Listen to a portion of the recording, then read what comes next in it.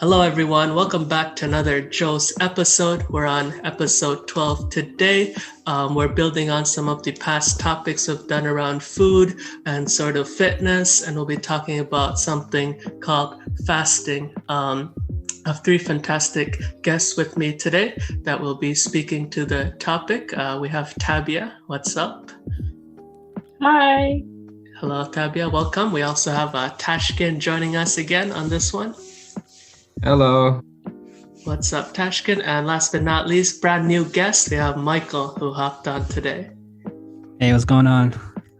All right, it's a really fantastic squad of youth. I'm really excited to talk about this topic. Some people might be familiar, some people not so much, but it's a month where millions or maybe even billions of people around the world are fasting for something called Ramadan.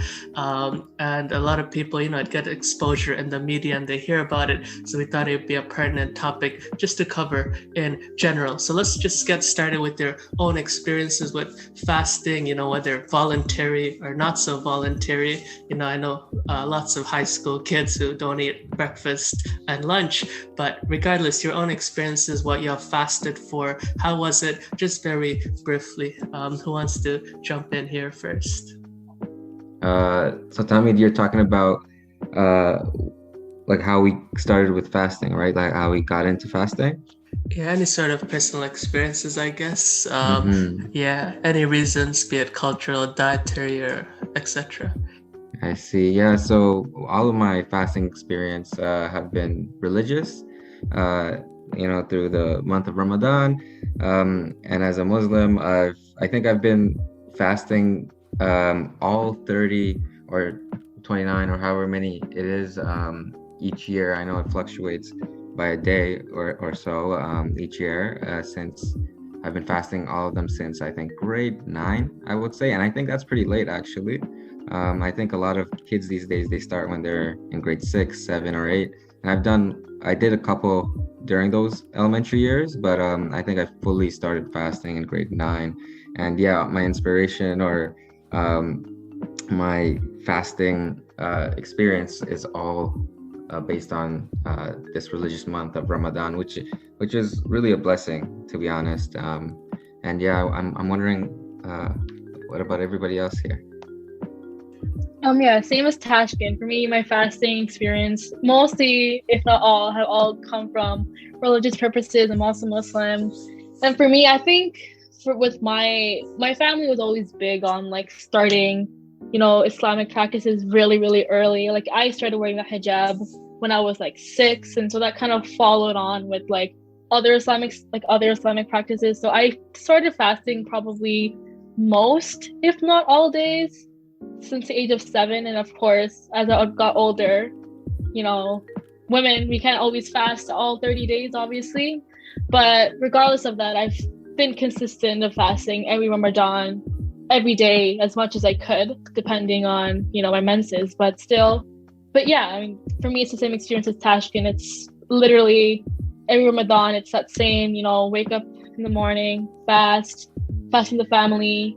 And it really is a blessed time because it's, a great time for reflection. And in terms of other experiences of fasting, I have tried, like, I guess you could say intermediate fasting, where I just don't eat until a certain point. I didn't like how that turned out because it felt purposeless for me because I don't know, for me, fasting only pertains to Ramadan for me. And it's just something that, yeah, I can't think of fasting any place else outside of Ramadan for some reason. All right, no, that's very interesting. Yeah, Michael, do you want to hop in on here? Sure. Yeah, I think my fasting was not as strict as you guys have been, but yeah, pretty much for religious purposes, but not in any sort of structured kind of sense. But like, so, for example, we'd have like Bible study or whatever, and we will start a group. We will start like a fasting group where we don't eat until a certain time or whatever, right? Nothing too theologically oriented, just something that me and my sort of Bible study group would come up with and stuff. I think some of my earliest memories with fasting are having to do with that. But a few years ago, like my brother introduced me to intermittent fasting, And and then I started doing that where you would eat like one meal a day, and then you would fast for the rest of the day. And I've been doing that for like the last 2-3 years or something like that. So I guess my history with fasting is both partly religious and partly just like for health reasons and stuff like that. Yeah, those are really good points. I think religious and cultural practices seems to be a dominant theme, as well, the social aspect of it. I know Tashkin wants to jump in, but I'm going to tack on a question. How has fasting treated you during Ramadan? Because I'm seeing this underlying theme of a social aspect, such as a Bible group, or seeing my older brother recommending it. And in quarantine, it's the social aspect sometime, or the social experience isn't there. So just how is your experience of fasting during quarantine? Has it been shaped differently? Has it changed? How's that? So I'll just let Tashkin jump on here. So fasting during Ramadan, I feel like it's a different experience every year. There's different difficulties presented every single year. Prior to the quarantine period, this pandemic, I would say the thirst and the hunger were more prominent. But now that I'm traveling less to get to school or get to work, now I don't feel those hunger pains anymore, or the thirst, but I get more like headaches. I don't know if maybe Tabia feels this, and Michael, when you I'm actually interested, Michael, about your intermittent fasting. I was gonna ask you like how your life changed when you started it, like in terms of mood and stuff. But anyway, returning to like the Ramadan experience, so there's like trials of fasting every single year. For me this year, especially if I'm talking about this year, I think it's really it's the most difficult part has been I think energy level, or I would say the energy level, because we're already in a pandemic and we may already be at a low energy state, and now fasting on top of that, that's the most difficult part for me this year. All right, cool. Yeah. No, those are all good points, just the quarantine impact and energy levels. We can also pivot onto sort of the health and diet aspect of it and everything. Michael can speak to that, I'm sure. Yeah, just to answer Tashkin's questions about how I felt when I first got started, and I think for me it was like a gradual process. Like first I started with like just skipping breakfast, right, and just eating lunch and then dinner, and then I started to like gradually skip dinner as well, and I just started eating lunch, and that would be like my meal for the day, right?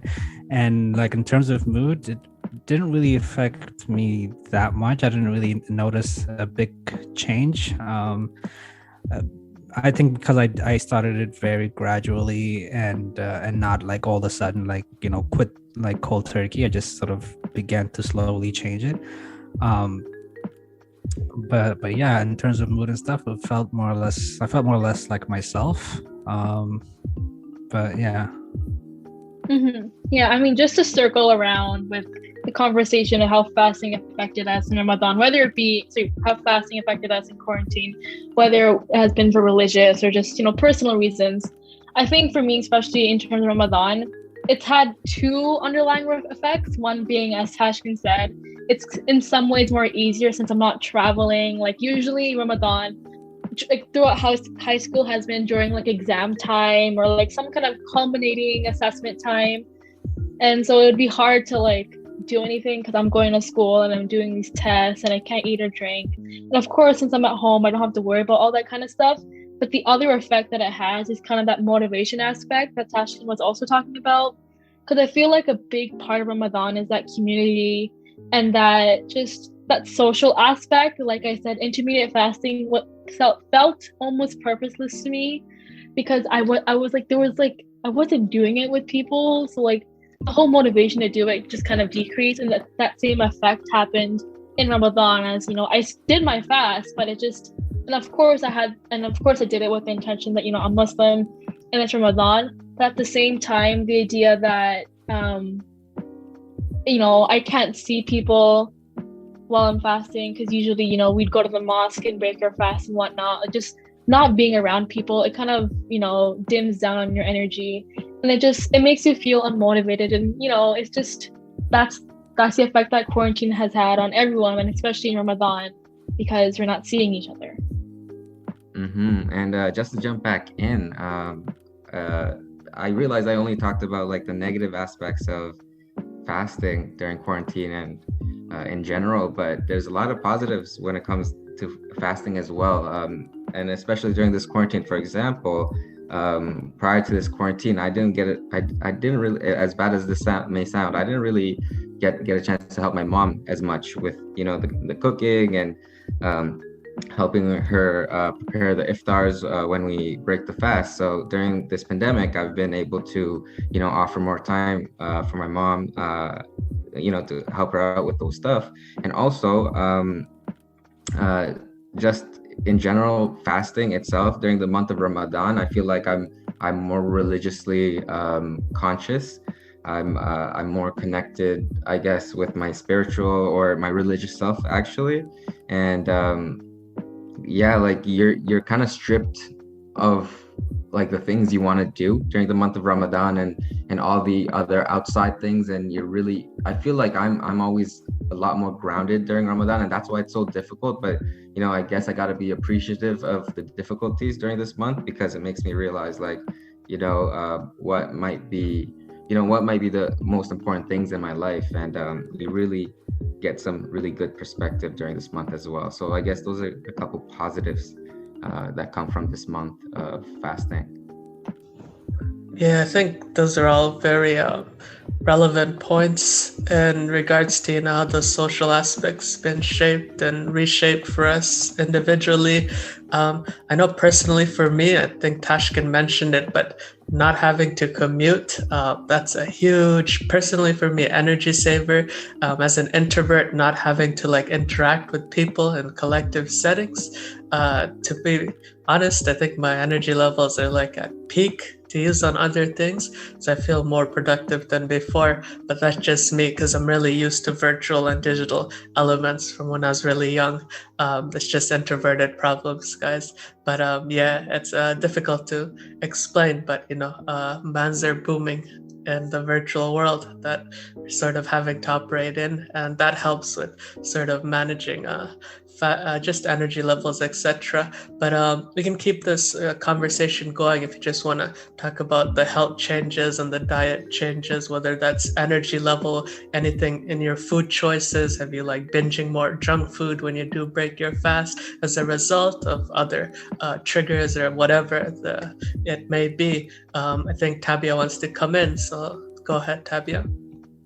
I mean, I think especially in like brown culture, we often break our fast with like pretty oily foods, unfortunately. And I think, you know, a lot of people have this idea that, you know, I'm going to lose weight during Ramadan and whatnot, but all that goes to waste when we all eat really fat, heavy foods during iftar. And I think in terms of health, that's something we should look at and should consider. Because if you think about it, even if you're not thinking of losing weight during Ramadan and just staying healthy, after a whole day of not eating, and you just go at the table and you start eating fried food after a whole day of not eating, that can have a lot of problems and implications on your health, regardless of, you know, what your health goals are. It's not something ideal. And so I think I know my family very well. We also do this a lot, where we may eat foods that are not necessarily healthy. But I mean, I think it's a process that we all have to try to maintain.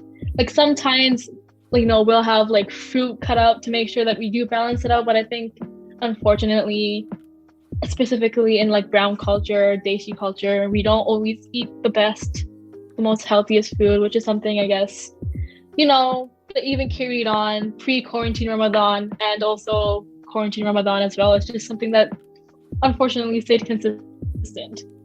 All right. No, I think the food aspect and that really matters because you want to be watching the diet and watching intake. We have someone who, sort of knows the health and kinesiology aspect at least. And I'll ask him a little bit later about sort of fitness tips or can you work out? Should you work out during a quarantine? But before that, I want to hop back to Michael because we're talking about process and he has at least 2-3 years now under his belt with intermittent fasting. Are there noticeable health benefits for you that you have noticed, diet changes or anything? Or yeah, how's that going? Yeah, there's definitely some changes. Like I lost like a lot of weight since I started the fasting. But and also in terms of energy and focus, I think it was tremendously helpful as well. I find that like when doing schoolwork or whatever, I'm more focused when I'm like in my fasting time. Um, and yeah, just generally, I have a lot more energy than I used to, and especially during quarantine when I think trying to keep your discipline up with not cheating or uh, not eating a whole lot of junk food or whatever. I think it helps tremendously. Where I think where prior when I was still commuting to school and like still doing the whole full-time thing, it was kind of difficult. But I think during the quarantine it was so much easier, I think. And yeah, there's definitely some health benefit in terms of focus and weight loss and things like that. Yeah, definitely. Yeah, that's great to hear. And, I know stories of like kids trying to take Adderall to increase their focus and all these, sort of substitute pills and etc. But the fact that you can do it more naturally per se, that's good to know. And that's a really good insight into it all because it matters for students, with all those hours and students who also work, etc., and the whole grind. But I want to come back sort of to this aspect for those people that want to exercise or that are really on that health tip. Tashkin, what are some maybe good practices in staying active and not just falling sedentary with just the fasting and then fasting being compounded on top of quarantine? Okay, so first of all, I'd just like to say that I'm not an expert on this topic, working out while fasting, even though I have a kinesiology background. However, yeah, everybody should be active during Ramadan and should be active, throughout the year as well. And one way I like to be active is I like to go on daily walks. And as simple as that may sound, it's really helpful. We eat the Muslims, we eat suhoor around this year. It's around I think between 3 and 4, or no, 4 and 5. Why am I blanking out the number? But anyway, we eat early in the morning. 3 and 4, there we go. And and then sometimes the food just sticks in your stomach, so an early morning walk really helps me digest that food. And you could keep it simple in terms of working out during Ramadan. And I just want to add to Michael's point really quickly that adds to this topic right here. I've played like full court basketball games while fasting, and at some points I actually feel more energetic when I'm playing sports while fasting. I don't know what it is, what the phenomena is or whatnot, but I feel like my stomach being empty just like as silly as it may sound, it doesn't weigh me down as much as it would if I did eat food. I don't know what sort of process is going through my body when I'm playing sports while fasting, but although I do feel thirsty, I do feel more energetic. And like how Michael said, he feels more energetic ever since he's done this intermittent fasting. Maybe there's like similar processes going on in our bodies between the two types of fasting. But just to wrap up my point, everybody please try to be active during Ramadan. Don't go 30 days without not being active. I had to hold back and just do the lowest form of physical activity, but it's totally fine. Walks are amazing, so please do. I mean, adding on to what you guys were just talking about in terms of like getting active during Ramadan, I can't speak about Ramadan right now in quarantine because I honestly have not been going out a lot because of Corona.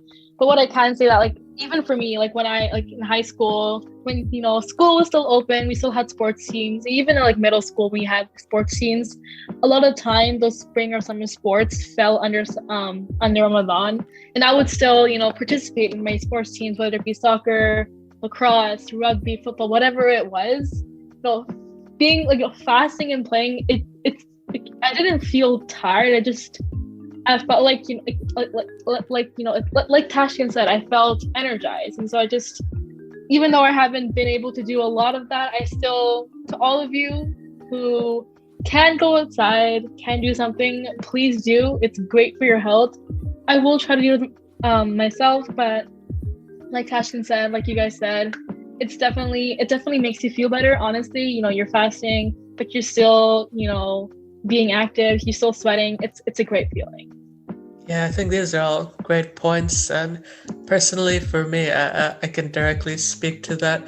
I At this one point when I was like, obviously I was much younger than I am today, that might play a factor, but I like work full time and I was fasting, and after I'd play like table tennis for like 3-4 hours non-stop, and it's ridiculous to even think about it, but I felt like, oh, this is the only way to live.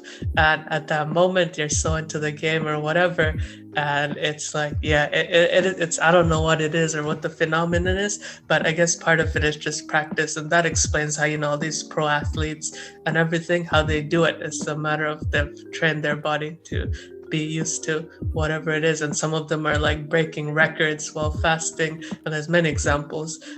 So I think once you get over that barrier of thinking, oh, this is actually going to be detrimental to my performance, or this isn't going to work out, the opposite might actually be true in certain cases. There's something to think about, and sometimes, you know, obviously there is an explanation for everything. We are trying to figure things out as we go along. So good, yeah. And personally, I've been walking every day now these days, mainly for this game called Pokemon Go. If anybody plays that, it's one of the most walking intensive games, but I've been racking up kilometers daily, even during fasting. So it's helped me with like energy levels and focus and everything that we're talking about right now. So it's great insights. The last sort of point I want to come on, it's not particularly focused on fasting itself. It's more about food and diet, but I guess you can tie it to fasting. What are your thoughts on sort of the planetary concerns that we see these days with people's diet choices and, you know, our consumption of food, and sort of climate change and the type of food we're consuming and consuming less of it? Have you guys heard of like no meat Mondays, etc., etc.? What are your thoughts on this, and have you considered sort of these things and implemented it into why you fast or why you make certain dietary choices, etc.? Yeah, just to tie in the fasting component to diets really quickly. It's funny.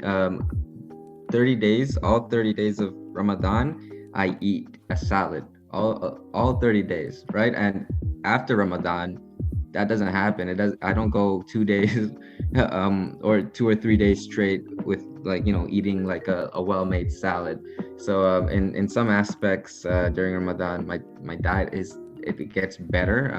But Tabia mentioned how, you know, we eat a lot of oily foods during iftar as well, because, you know, we're just so hungry and we eat it. But Tahmid, going back to your point about you know, the world and diets and whatnot, I think the world would be a better place if people were more conscious of like what they're putting in their bodies.